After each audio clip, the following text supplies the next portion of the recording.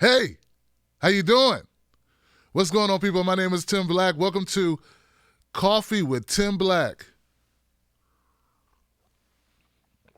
Yeah, it's been a while. Been a while since we had an opportunity to do this. Well, look, I want to welcome everybody on Facebook and YouTube and Periscope, man, if you're out there. Yeah, I'm here. You're here. I got coffee. Compliments to my man Oz, Rick LaFave.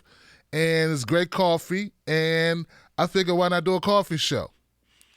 And I got news, and I think we can talk about that. So, yeah, stuff with Bernie going on. We got the climate change thing tonight.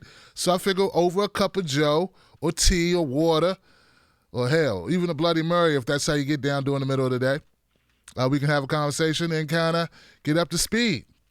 Let me real quick. Let me check and make sure people can hear me on Facebook and on YouTube. Yeah, so real quick. Hey, what's going on, Facebook peoples? Amanda Bennett, can you hear me? Hey, Uli. Hey, Sarah. There you go. There you go. Evan, what's up, Evan and Bob and Deborah? Harvey Lewis, Cynthia Raymond, Chris. Good to see you guys out there, Lisa King and Phyllis. That's it. We good on Facebook. They can hear me. Thank you guys for letting me know that. Now let me jump real quick to my people on YouTube. Fred Murphy says he's got his. All right, Fred. That's the Bloody Murray, Fred? Or you got coffee or tea? What's going on, Scruffy Vibes? Cutting Edge. Truth Can't Be Silenced. What's up, man? Good afternoon, Revolutionaries. Jake Morgan and Benjamin Knotts and the Kitty 3 and Mile Bro, Bethlehem, Scotty Will, Jack Morgan. It's your boy E. What up, Dana Fairbanks? CJ, Wiener VL, B-Ball 518. Frederick Murphy says, we hear and we see you. Thank you, Frederick Murphy. You are a scholar and a gentleman. So, folks, I'm here. I'm doing my thing, right? I'm still getting the cobwebs out from last night's show. And we covered some really crazy stuff with Bernie Sanders and the CNN covering him boxing a freaking, boxing thing. Speed bag, that's what it is, speed bag, right? And anyway, so I wake up to that and I go, okay, some people didn't get it. And then I get this. I get Bernie Sanders on The View. And I say, you know what, I'm going to cover this real quick because, yeah, people need to know what's going on with The View, and people need to know how Bernie Sanders did. And something happened on this View segment that is so important because we've been getting a lot of pushback. People have been asking questions. And some of it, I get it, man, about Bernie Sanders and Tulsi Gabbard. And, hey, it came up on the show. They actually asked Bernie Sanders a Tulsi Gabbard question on The View.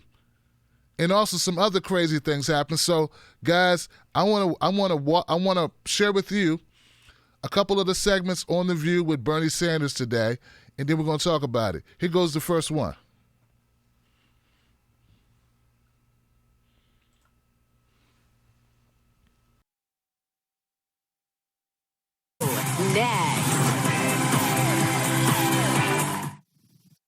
Senator Bernie Sanders is back on the campaign trail for president. He still knows how to fire up voters because he's neck and neck with the front runners, Joe Biden and Elizabeth Warren. That's the front runners now. Who knows what's coming? But we know who's coming right now. So please welcome back Senator Bernie Sanders.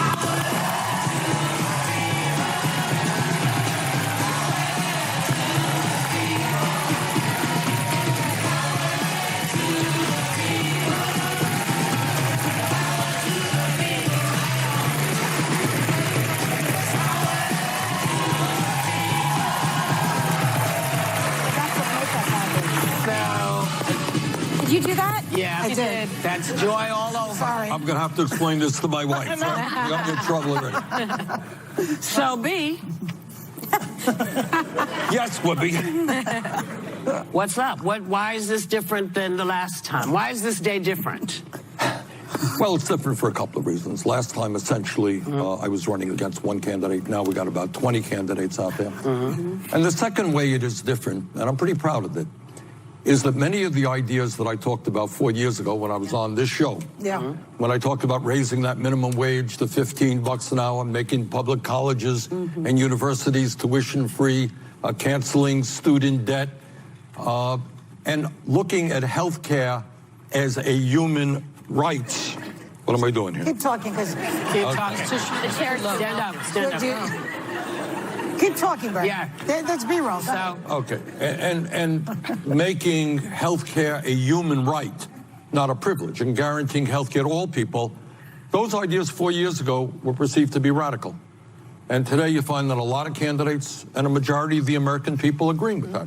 And I think the American people will be now understand that there's something wrong when 3 people in America own more wealth than the bottom half of American society.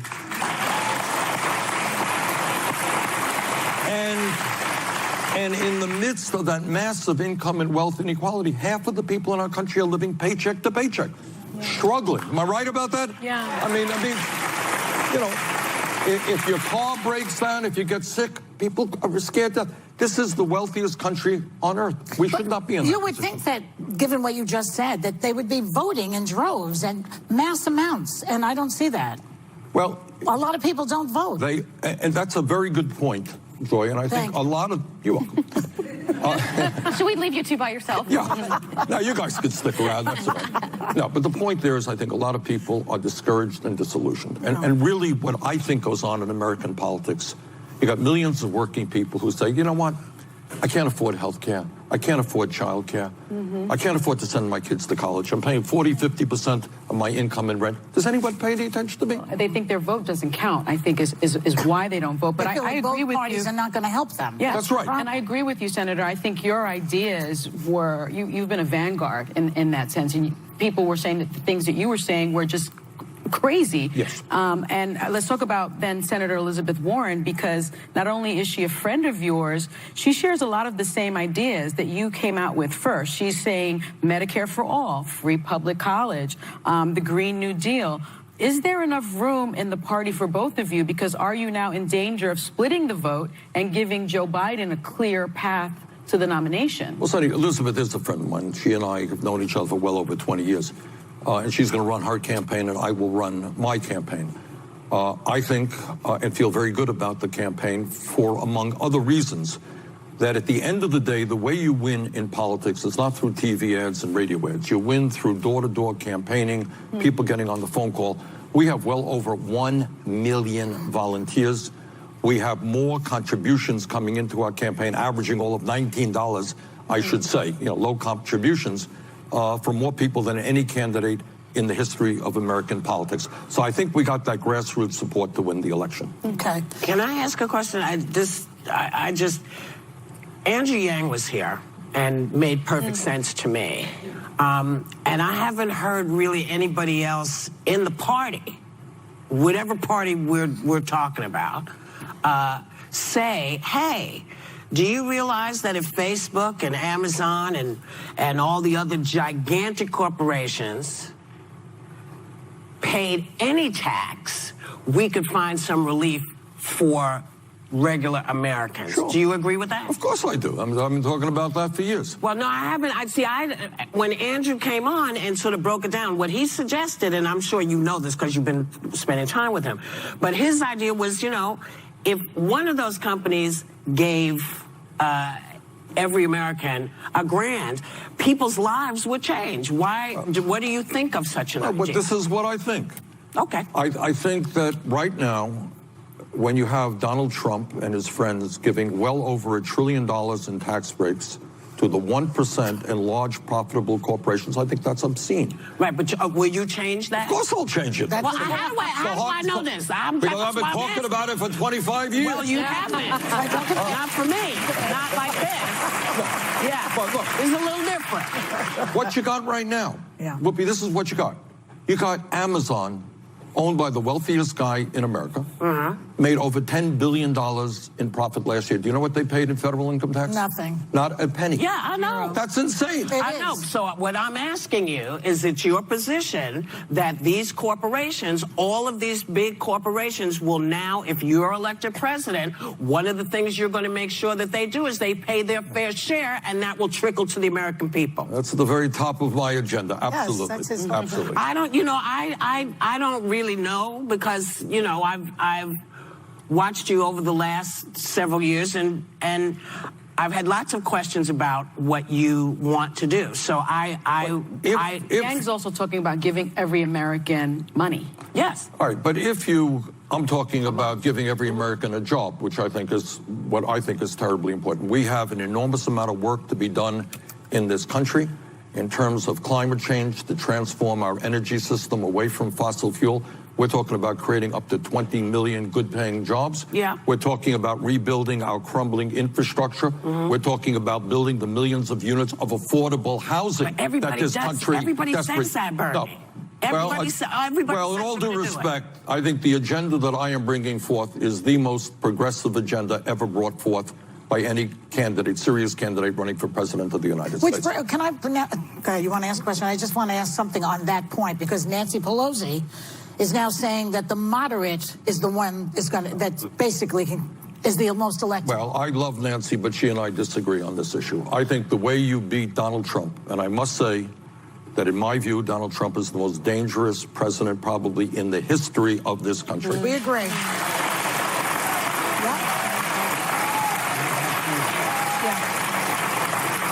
And it gives me no pleasure to say this. It really does not, because I have conservative friends who I like and respect. But Trump Can I hear any in Congress or the Senate? I'm generally curious about bipartisanship. Can you name one? Johnny Isakson of Georgia, who's recently retired. I was like, he's retired. Johnny is your dad was somebody I work with. But they're dead and now not. Johnny is not dead. I know, but he's not. He's leaving. He's retiring. They resign. They retire. Look, even somebody like a George W. Bush, who was a very conservative anyone guy. in office that if you were president, that you would work with on the other side. Lamar Alexander. Okay. All right. Lamar is head of the committee that I'm on, the Health Education Labor Committee. Lamar is a conservative Republican. Lamar is not a liar. Lamar is not a sexist. He's not a racist. He's not a homophobe. He's a conservative guy. It's called American politics. So I, work with your dad. I work with other people on issues where we can come together. That's what I think American politics is supposed to be about. But you have a president today, and again, it gives me no joy to say this. He is a pathological liar. Yeah. And when people ask me, what do you think about what Trump said 5 minutes ago in a tweet? I say, I'm not going to say anything because 10 minutes from now he's going to change his view. I can't comment. Yeah. This is not the kind of temperament or personality that we should have in the White House, in my view. True. Absolutely. So you're staying?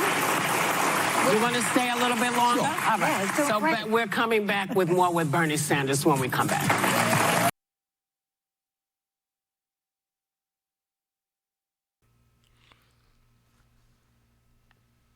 All right, so that was the first half of the video with Bernie Sanders on The View. A couple of things, man, right out the gate. I noticed that Whoopi Goldberg called Elizabeth Warren and Joe Biden the front runners. I remember seeing some polls where Bernie was beating Elizabeth Warren or where they were tied. I wouldn't necessarily call Elizabeth Warren the front runner. But there you go, guys. They also talked about Bernie Sanders being the forefront of the ideas. Yeah, he is at the forefront of these ideas. He was the one who was on The View a couple of years ago talking about $15 minimum wage, and I remember Whoopi Goldberg disagreeing with him. I remember other people giving him a hard time talking about Medicare for all. Oh, it doesn't seem realistic. It doesn't make sense. What other countries do, we can't do. And now we having freaking conversations on political panels and debates where Bernie's topics, Bernie's issues, policy issues, are the ones that are front and center. So what does that tell you about who is the most influential candidate in this race? No one's debating Joe Biden's stances. No one's debating Elizabeth Warren's stances, but they do debate Bernie Sanders' stances. In fact, Bernie Sanders' stance on Medicare for all, about coverage and insurance and health care being a human right has become the center stone of this debate season. It's sort of like the litmus test for everyone to have to somehow come up with their own little spin on what Bernie Sanders has been talking about for years. So right there, that's my reason for saying Bernie Sanders is a true front runner. Forget what their polls say. That's the way I look at it. That's the reason why I come to that conclusion. Because he so dominates the conversation. And this has been from the last election cycle on to now. Whoopi says, well, what's different now? Well, Bernie Sanders pointed to a couple of things that make this election cycle different. He pointed to 1 million volunteers in his campaign. And the way that you win campaigns is actually door to door. You won't win them in campaign ads.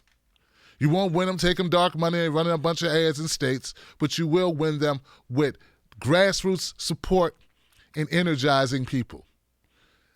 I like the part where they brought up Nancy Pelosi, and how Nancy Pelosi says a moderate candidate is what they want, or what will beat Donald Trump. I think this is such a crock, guys. It's such a load of it. No one gets excited about moderates. We're going to have a moderate party. Let's play some moderate music. How was the food? It was moderate. Does that sound like anything that would excite you? How about a moderate back rub? No, like moderate is never exciting. So how are you going to bring out those people that they talked about who are disaffected voters, people who don't feel the system works for them? How can you get more than, 45% of the American people to actually come out and vote? Well, you ain't going to get it by running a moderate. And that's another thing. When you have an incumbent president, which is Donald Trump, in office, he already has the advantage because he's already in office, okay? So I think the way you have to beat Donald Trump is to have enthusiasm. But see, I believe, as I've always said, guys, I don't know if you're new in that, but the establishment Democratic Party, they'd rather lose and keep Trump than have a Bernie Sanders change the system, because they've been eating just fine off the system. Nancy Pelosi has become a very rich woman off the system. Chuck Schumer has become a very rich man off the system. You think they really want to change the system? You think they really care about the fact that you're struggling? You think they really care about the fact that the average American family can't afford a $1,000 emergency? If the car breaks down, people got to go without lights in order to get the car fixed. They got to make a choice.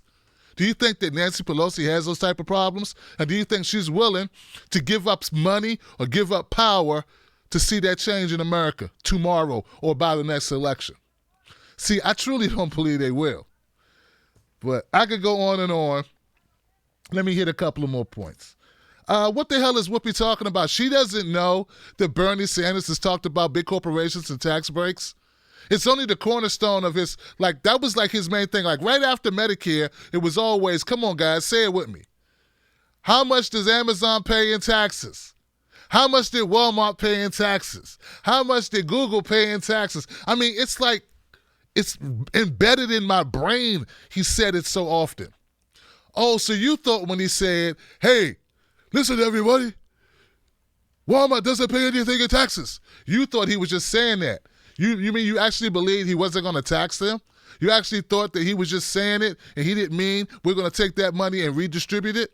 That's been the biggest knock on him. That's why he has a wall of shame on his website.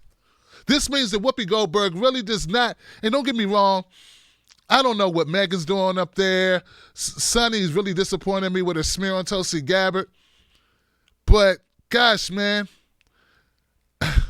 if you don't know that Bernie Sanders is against these big corporations and has been calling them out, he's the guy that called out freaking Jeff Bezos and Amazon. He's the one that got Jeff Bezos on the hot seat. He's the one that got the raises going, the $15 minimum wage. He's the one that's pushing Disney. You don't know that Bernie Sanders is doing that? Look, if you don't know that Bernie Sanders is taking on corporations, your ass shouldn't be on the show.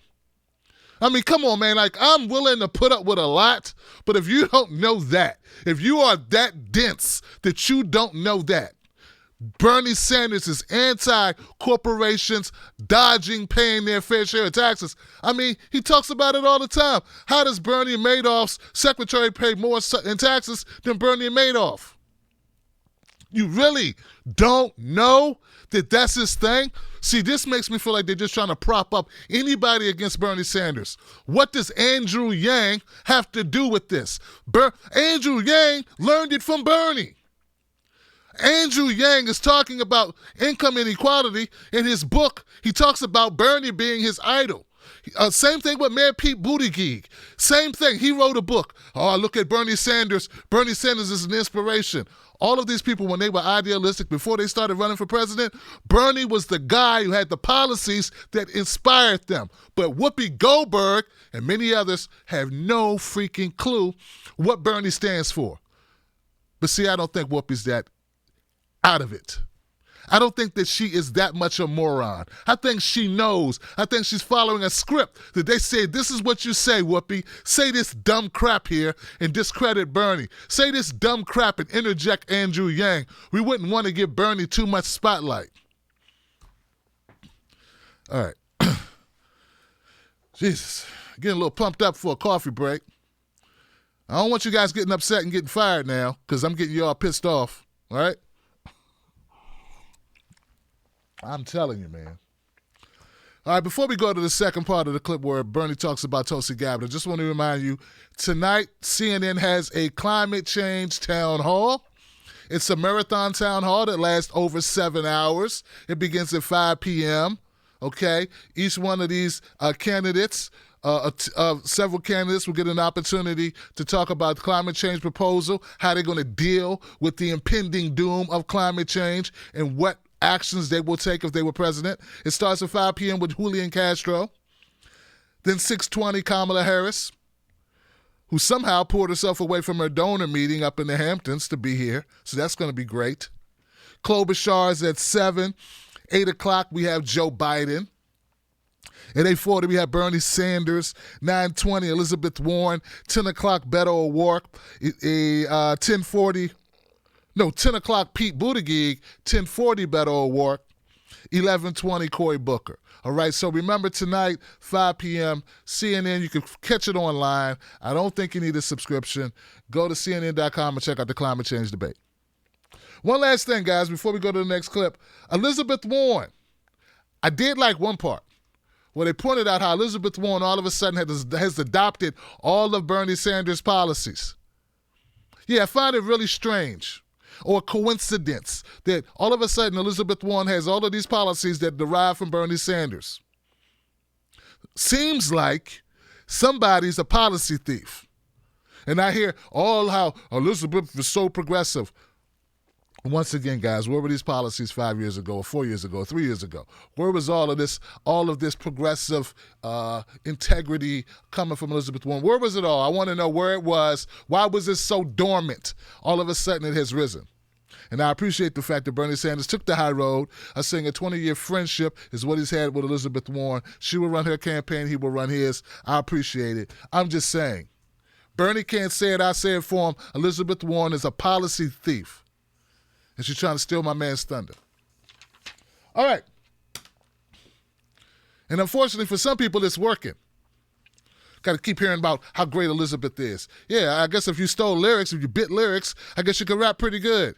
But do you really have a substance that goes beneath the lyrics? Are you really going to fight for the actual policies at the end of the day, where you really put it all on the line and truly fight for it? Not just say, we're going to fight. Oh, winky-dinky, kawinky-dinky. Oh, fiddly sticks and pumpernickels sandwiches and butter brisket. Oh, wow. Golly gee willikers. You know, are you really going to get in there and really get your hands dirty and fight for these policies? All right. Gosh, man, how much caffeine is in this coffee? Oz? All right. All right, guys, so we got the second part, Bernie Sanders on The View, and there's going to be questions about Tulsi Gabbard.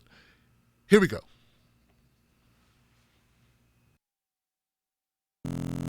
Day. And again, it gives me no joy to say this. He is a pathological liar. Yeah. And when people ask me, you know, what do you think about what Trump said 5 minutes ago in a tweet? I say, I'm not going to say anything because 10 minutes from now he's going to change his view. I can't comment. Yeah. This is not the kind of temperament or personality that we should have in the White House, Absolutely in my view. True. Absolutely. So you're staying? You want to stay a little bit longer? Sure. All right. Yeah, So we're coming back with more with Bernie Sanders when we come back.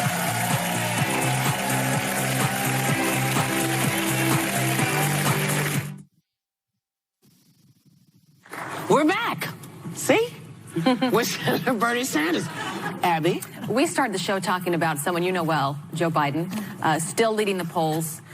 Look, we know him as making gaffes over the years, but he's had a rough month, and most recently messing up that war story. Do you think the media and people are too hard on him, or are we in a race about truth and facts right now? Well, I think the media has its job to do, and they will record what I say and what Joe says and what anybody else says. That's their job.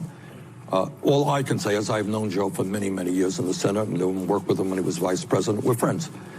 Joe and I have our differences in terms of our vision for the future, and our records are very different. Joe voted for the war in Iraq. Joe voted for the Wall Street bailout. I did not. Joe voted for the some very bad trade deals, which I didn't vote for. So, you know, the voters will reach their conclusion. But is there a double standard? Would you criticize him for telling the same story? Oh, for Trump is in another world altogether. I mean, Trump is a profound liar. Yeah. So I mean, and it's embarrassing to have to say this, you know, that what Trump says doesn't mean anything because he often just makes it up and it has nothing to do with reality. I don't think that is Joe Biden at all. No. Yeah. Senator, can I get a little wonky with you? So President Trump, in conspiratorial terms, he recently tweeted that the DNC has already decided to back Biden. He said, look what they did. The DNC is again working its magic in its quest to destroy crazy Bernie Sanders. I feel uncomfortable saying that to you. For the more traditional but not very bright, sleepy Joe Biden, I feel uncomfortable with that too. Here we go again, Bernie, but this time please show a little more anger and indignation when you get screwed.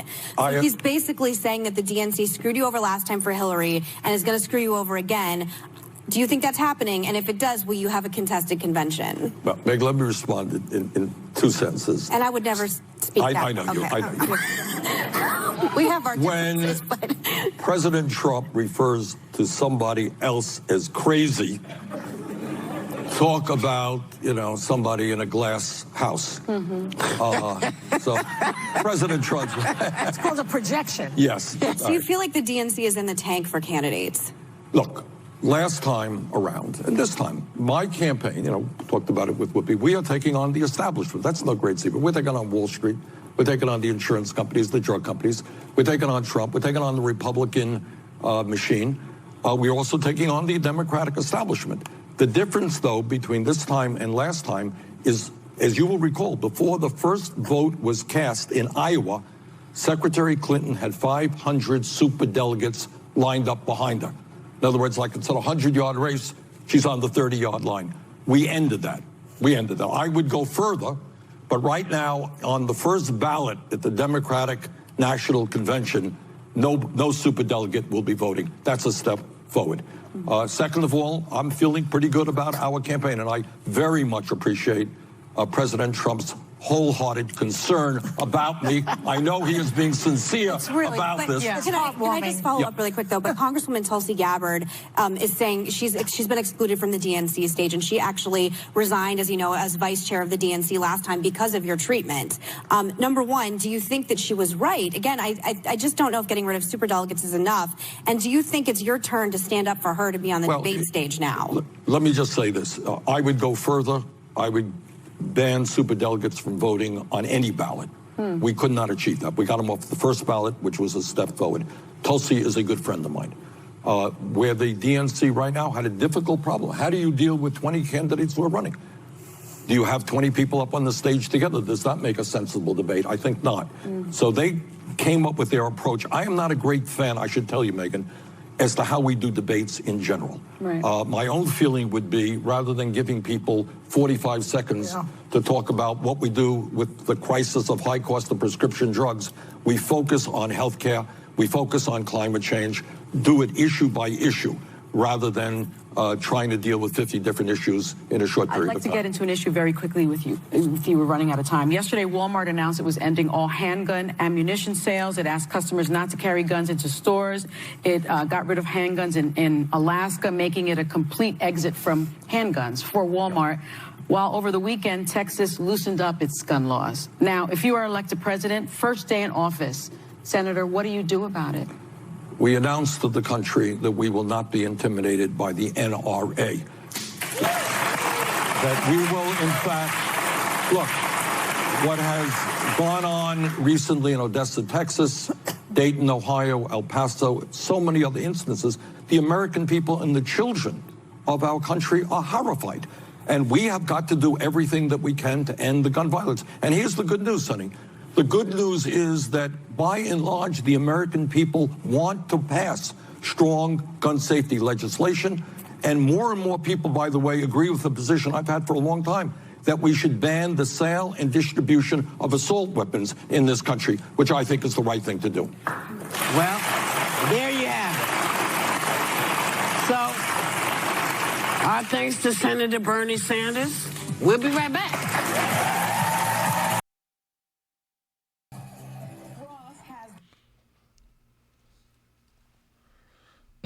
All right, so they started off the conversation talking about Joe Biden's gaffes. Guys,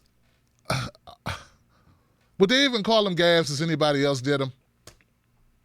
I mean, I don't know. Some of you are at work right now watching this on your lunch break or whatever.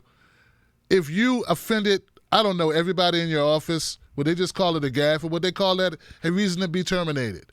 Or would they call it a reason to write you up? It's just amazing to me that they can say, that Joe Biden can say, make up stuff or say stuff that's crazy or whatever, totally misremember or misspeak, and it's just considered a gaffe. Yeah, Bernie's too classy a guy to make an issue of it, but I'll do it for you, Bernie. Joe Biden looks horrible when he does these things.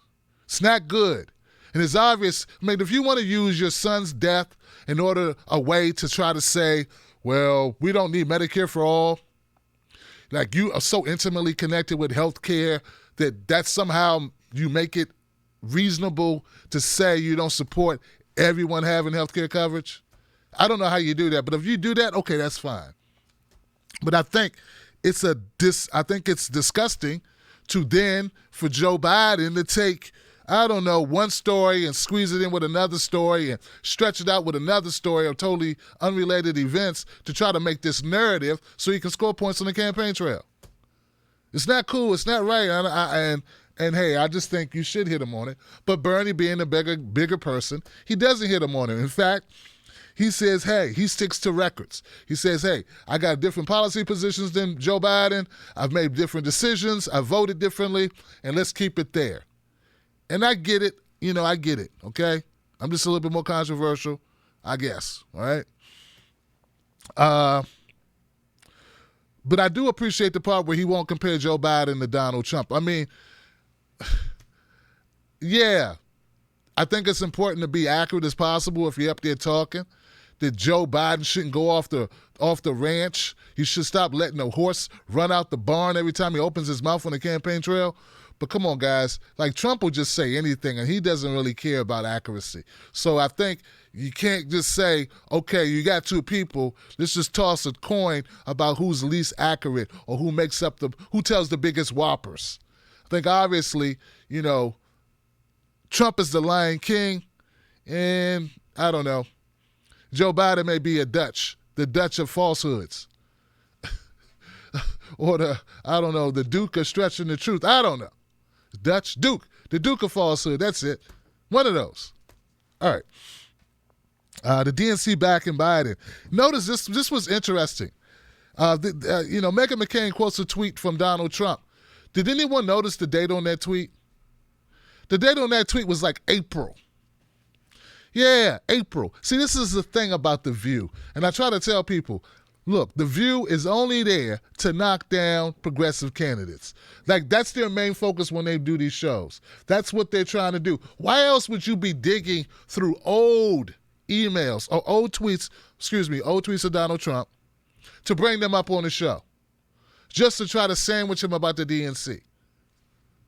And Bernie responded to it in a way that I think will do him the least amount of damage, which is saying, hey, we did what we could to reform the DNC. We're working towards a better DNC. We stopped the superdelegates on the first ballot. We wanted to stop them totally. We wanted to get rid of superdelegates, but we're unable to do so. And then the money shot. Meghan McCain brings up Tulsi Gabbard. All right? For some strange reason, suddenly Meghan McCain is a big Tulsi Gabbard fan. Once again, I think it's sort of strategic. I think the producers of this show know what they're doing, and they're kind of wedging Tulsi Gabbard in with the Republican Abby Huntsman a Republican too, right? I don't know. But they're wedging it in with a Republican to try to, create this symbolism that Tulsi Gabbard gets supported by Republicans. But I like Bernie Sanders' response on this. And I hope people can see it and hear it very clearly. Bernie Sanders said, Tulsi Gabbard is a good friend of mine. Tulsi Gabbard is a good friend of mine. Bernie Sanders says that about everyone. I'm glad he said it here. I'm glad he stood up for Tulsi Gabbard and made that statement. I know people want things from Bernie that I don't think you should expect people who are running for office to do. How far is he supposed to go? He's supposed to say the DNC's a cheat and then expect DNC to treat him fairly in this process. I don't know. Everyone's got an opinion on it. I think Bernie Sanders did a good job of saying, hey, claiming Tulsi Gabbard as a friend. And there you go. That's what he did. So people who say that Bernie didn't claim Tulsi Gabbard, he didn't support Tulsi Gabbard, why did he do that to Tulsi Gabbard? Once again, guys, I want to point back to the record. There was a survey done. It's a long survey analyzing small donations to the campaigns. And in that survey, which I posted in the earlier video, Bernie Sanders supporters have given the most to Tulsi Gabbard, except for Elizabeth Warren. Now, we know Elizabeth Warren and Bernie Sanders go back 20 years. Bernie Sanders has been in office almost 40 years. He's been in politics a long time. He has relationships with people. But Tulsi Gabbard, his supporters have given to Tulsi Gabbard almost as much as Elizabeth Warren. So that's something that I don't think people mention enough about the solidarity between the two campaigns. I don't believe that you necessarily owe each other, but when you have like interest, when you are friends, and for God's sakes, man, she campaigned with him in 2015, in 2016. There has to be a relationship there. I think that people underestimate stuff we can't know, like that there are maybe possibly private conversations, that maybe possibly Nina Turner and Tulsi Gabbard talk, that maybe Susan Sarandon, Nina Turner, and Tulsi Gabbard and Bernie Sanders all know each other, or Jane Sanders and Tulsi Gabbard, or like there are relationships that we don't know about, that everything won't come out in an interview. Everything won't be discussed on The View. I think we should give them the benefit of the doubt and say, yeah, I don't think Bernie's a horrible individual. I don't think Bernie would just throw Tulsi Gabbard under the bus and act like nothing happened, that he does respect her and she is a friend and he wants the best for her. And likewise, I feel that she wants the best for him and that she considers him a friend. So that's what I think about it. I'm so glad that Bernie Sanders claims Tulsi Gabbard as a friend, makes that clear, didn't shy away from it. He has to know that within the Democratic Party, she's very unpopular after knocked out Kamala Harris, and he still says she's a friend of mine. So I think that matters, and people need to respect that and acknowledge it. And I'm not saying it's everything, but it's something positive, and we need positivity. Positivity instead of turning down Bernie and turning down Tulsi. And I also agree with Bernie that the debate format is not a great format to actually get to know the candidates, to actually know what they think, to actually know where they really stand. It would be better like tonight where they're going to have a topic, climate change, and you get 40 minutes to explain your climate change proposal, your climate change stance. I like that better than a bunch of people on stage. This person gets 30 seconds. This person get a minute. This person gets no time. It's horrible. So I like this new strategy. I would much rather have Tulsi Gabbard on the stage in the third debates. I think she earned the right to be in that debate stage. I've said it many times. I'll say it again. I sent out a tweet. It was retweeted 2,000 times. It was seen by 200,000 people. To Tulsi Gabbard and to the DNC, and Tulsi Gabbard did not retweet it, and the DNC obviously did not respond, nor did she like it. But I said that the DNC needed to do more than just be transparent, that the DNC needed to be a democratic process, and we want fair treatment for Tulsi Gabbard. So I stood up for the best I could. It is what it is. And a lot of you people saw it and you retweeted it.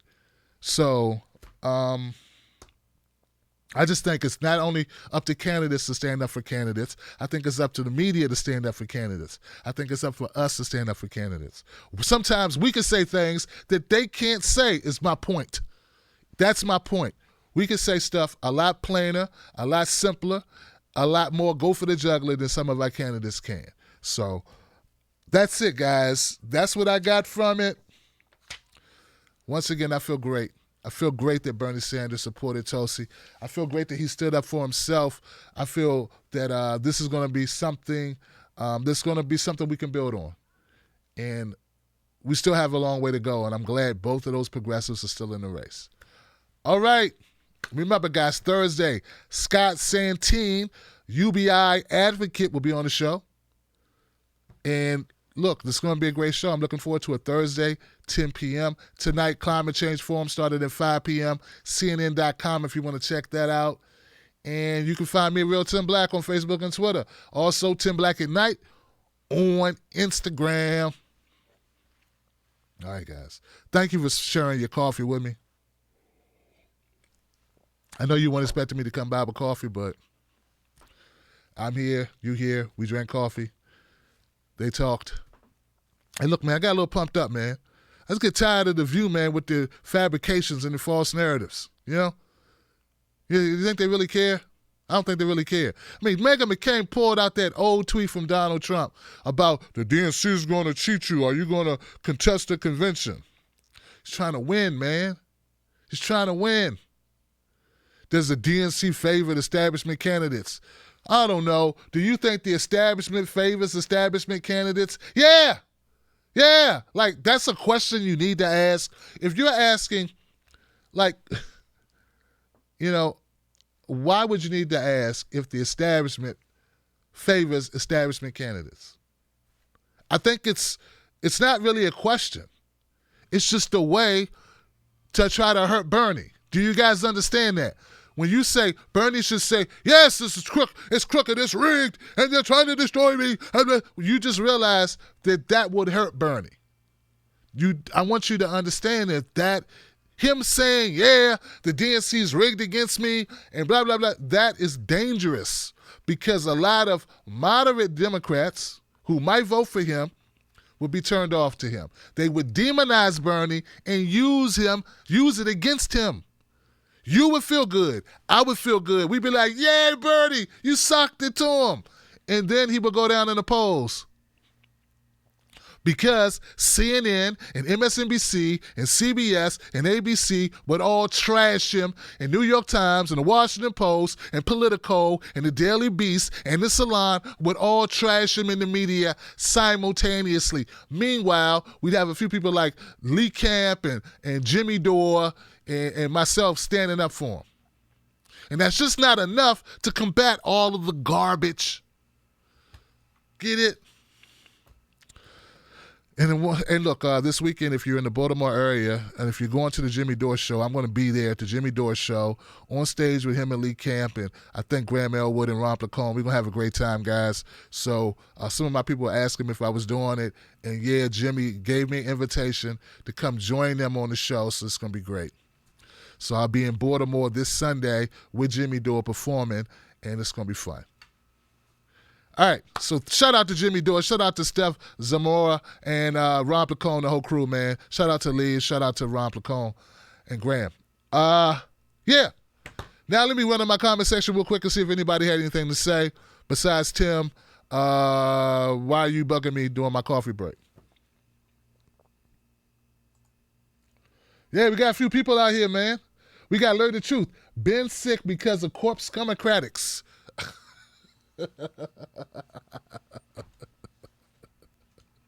Man, look, Larry the Truth. Every time Larry the Truth comments, it's something about scumocratics. That's his thing. He calls the Democrats the scumocratics. That's his thing. He's been saying it. And as long as he keeps giving a super chat at like $2, I'll keep saying it because that's his thing. Thank you, Larry the Truth, for your scumocratic comment. All right, guys. Enjoy the rest of your day. Thank you for tuning in to the show. Don't forget to subscribe and become a Wolfpack member, guys. $5 a month, you get a Wolfpack gift pack bag. Yo, and I got a bag of goodies I send you if you send your address in to clientcare@timblacktv.com. Nothing but love, respect for you. We may not always agree, but believe me, my heart's always in it, and I'm always trying to be on the right side. I love you. I'll see you soon. Peace.